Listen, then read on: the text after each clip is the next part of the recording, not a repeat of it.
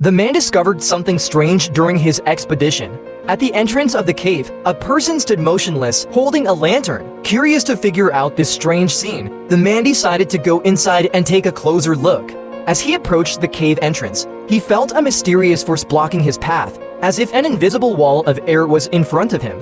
However, he wasn't scared and was still determined to uncover the mystery behind the person holding the lantern. But when he got closer, he realized that the person, who had seemed completely still, was actually moving slowly. Moreover, the person's pace increased steadily as they moved further into the cave. Confused and uncertain about the stranger's identity, especially since they were armed, the man didn't dare to greet them. He could only watch as the figure disappeared around a nearby corner. What was even stranger was that once the man entered the cave, the light outside began to flicker constantly.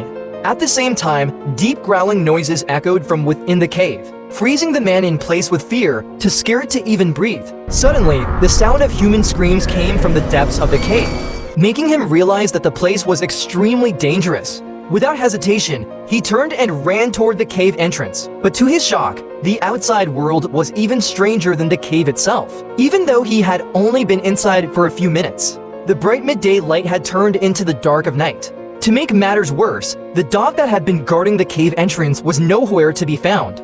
Fortunately, his car was still parked where he had left it. But when he approached it, he found that the vehicle was already covered in thick vines and weeds, completely immobilized. At first, he thought someone was playing a prank on him. But when he picked up his work ID and saw that it had turned yellow from oxidation, he realized that things were far more complicated than they seemed.